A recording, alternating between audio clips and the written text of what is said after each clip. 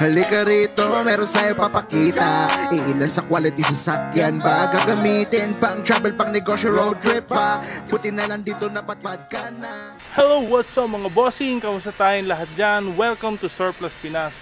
This is Ian once again. And yan, makulimlim na ang panahon. Habol muna natin ang ating vlog today. This is our featured unit, DA17V. This is the full automatic turbo version. And pakita natin ano yung setup. By the way, shout out kay Syra and Sir Frank, mag-asawa. Pinsan ko si Syra from Bicol, Naga City. Shout out sa imo dyan. Nini, yan, mas nakakababata, mga kababata ko ito. And umorder sila sa akin. Pangalawa na ito, una si Miss Prim, kababata ko din. And shoutout kay Uncle Daniel, okay, yung isang DA17V nila na base variant. So shoutout sa inyo dyan. Okay, pakita natin ang unit. And kung hindi pa po kayo subscriber sa ating YouTube channel, huwag kalimutan mag-subscribe. Surplus Pinas on YouTube. And syempre, pa-like and follow ng ating page, Surplus Pinas, on Facebook mga bossing. And kapag may inquiries tayo, don't hesitate. Tanong kayo sa akin sa Facebook page natin as much as possible. Huwag po sa comment section, hindi po natin masyadong nakikita yan. So okay, pakita natin ang setup ng ating unit today.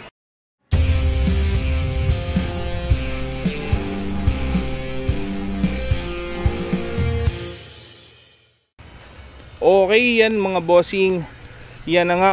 Syempre naman, DA17V high-end series mga boss. Shoutout sa ating pintor, Junjun. Siya po ang pintor natin ng unit natin, no? Yan, ang pinagbasehan po ng ating kulay is yung pinakita sa atin ng ating pinsan na si Syra is Range Rover. And this is the green. May tawag na anong klaseng pagka-green yun, nakalimutan ko. Anyway, ayan ang pinaka-look ng ating front view. Okay, syempre may mga dinagdag tayo dyan. Alam naman natin sa DA17V is walang mga fog lamp madalas, so nilagyan natin ng LED fog lamp with the original design frame. Ayan, and also Albon steel front guard. Yan, naglagay na din tayo ng fender flare, fiber made yan. Ayan, so request ng ating owner yan. Syempre ang ating mag wheels, shoutout Parkson. Yan po ay 13 semi-offset. And 13 din po ang kanyang tire. This is 165 65 R13. So papansin natin yung mga fender flare, okay siyang ilagay sa mga ganito semi-offset na mga gulong. Ayan, so make sure na hindi masyadong lumalabas para hindi siya pangit tingnan mga boss, no? Yun lang naman ang kailangan dyan. Okay, so sa mga ganitong variant ng DA17, syempre mga power window yan, electronic. And naglagay na din tayo ng original visors. Kasama yan. Pati sa likod may mga fender flare din tayo. Naka-lift up ang unit natin mga bossing, no? 2 inches as requested na din ng ating owner. 2 inches lift up. Design Japan design na lift up ang ginawa natin. Sa likod, plain and simple. And spoiler, syempre, fiber made yan. Original, based on original design na din. And meron tayong top load na nilagay. Shoutout Nards sa top load na yan. And naglagay tayo ng backing sensors. Ayan, 4 po yan. And requested din ng ating owner ang ating mga backing sensors. So umpisa natin sa interior, dito sa likod. Ayan, so buksan ko na ang mga pinto. Medyo dumidilim na. So para naman makita yung pinaka-interior ng ating unit.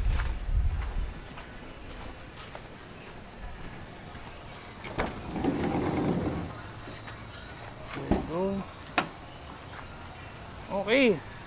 Tayo sa likod. Very simple lang naman yung setup natin. Basta malinis lang. Ayan, pagdating naman dito, yan, meron tayong sinamang car cover, requested ng ating owner yan. And then foldable seats. Okay, I mean movable. not foldable but movable with sandalan, no, mga boss. So yan mismo ang request. Madalas ginagawa natin is compartment box seat lang ang ginagawa natin para hindi masyadong nakakastorbo. Pero sila gusto nila may sandalan daw. So siyempre masusunod pa din ang ating buyers. Pagdating sa ceiling, yan, black felt pa din ang ginamit natin. So meron tayong fan na nilagay. Medyo late na nga ito dumating, buti na ihabol. So yan ang ating fan sa gitna. So captain seat, pag mga high-end variant ng mga DA17V, mapapansin natin captain seat sila. Black lang ang ating upholstery, mga bossing. And matting black also. Secondary matting black also. And then dito sa front, yan po. So pagdating sa dashboard, back to original tayo. Mga panel natin original po, hindi na natin pininturahan. So sa iba kong video nabanggit ko, much better na yung hindi pinturahan yung mga plastic part para maiwasan yung mga pagtutuklap. I'm sure na experience ng karamihan na nakabili nito, lalo na yung mga nagpakulay ng panel, no. So since medyo hassle and hindi ka ay-aya tingnan, so binago na natin. Hindi na tayo madalas nagkukulay pagdating sa mga panels, plastic and etc. So straight automatic ang unit natin. Ayan. So hindi siya yung Tiptronic na klase. And yeah, naka-Android tayo, 7-inch standard. And ayan, nagpadala si Insa ng kanyang sariling dashcam with front and back. Okay, so nilagay na natin. Yan. So umaandar nga pala yan, mga boss, no. Tahimik nga lang talaga ang mga DA17 talaga. So yan. So dito naman sa ating panel, naka-signal na yung gas. So yan. So isa sa kaibahan ng mga straight matic turbo is yung panel gauge. So may makikita na kayong blue, and mas maganda siya tingnan compared dun sa mga Tiptronic, no, kung mapapansin natin. So yan ang pinaka panel gauge nya. Alright, so meron din tayong head compartment. So sa mga ganitong variant, meron po talagang kasamang ganyan. Yung iba wala, pero mostly meron. So yung sensor natin sa backing sensor, yan, ididikit pa natin yan. So maybe dito na lang. Okay. So sa fog lamp, meron tayong nilagay na individual switch para sa kanya. So yan lang, very simple. Okay. Yun.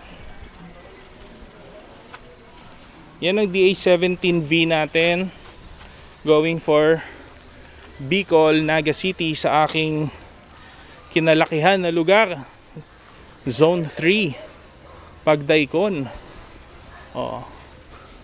Maray na aldaw sa gabos dyan, mga taga Bicol. Mabuhay kayo. Haloy-haloy na ako dahil nakakauli, pero sige lang, mabisita, manggiraray kita dyan. Mairilingan na naman kita, mga tropa ko dyan, mga pinsan. Kita-kits tayo. Shoutout sa inyo, mga taga-Naga, no? Order na kayo para dumami na din yung ganitong unit dyan. Padakulon tani. Okay, sige. Yan ang ating DA17V Turbo Straight Matic high-end variant from Suzuki. Salamat. Diyos mabalos sa Indo dyan, sa mga taga-subaybay natin. Alright.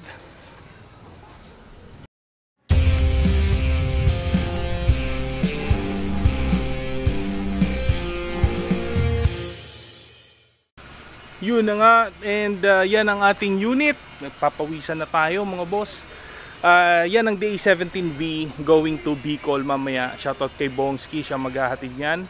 And yeah, sana nagustuhan nyo yung video natin. Please subscribe to our YouTube channel, mga bossing, Surplus Pinas. And like and follow our page, Surplus Pinas, on Facebook.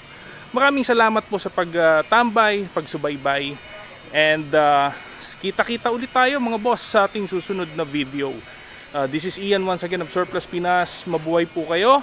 Godspeed and don't forget, drive safe mga bossy.